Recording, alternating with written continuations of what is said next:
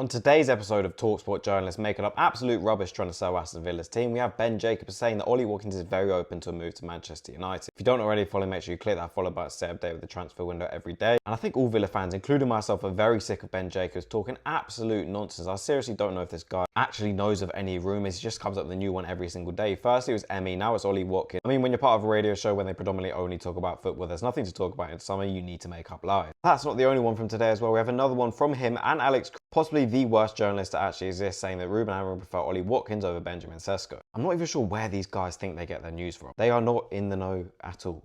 Anyway, let's move on to more positive stuff. Louisa Pendo. Apparently Aston Villa have been talking to him across the window. There's a mutual agreement there. However, this would involve Aston Villa selling Ollie Watkins. One thing we've said we won't do this summer. So will this happen? Maybe not. But it's been reported by a few journalists and being verified. I'll personally be very happy with this. I think he's a good player. However, it only works well when he plays with another striker. So maybe Aston Villa are looking to do this. Apparently West Ham talking to Villa about Jacob Ramsey, who we've already said is not for sale. 25 to 30 million they reckon they can get him for.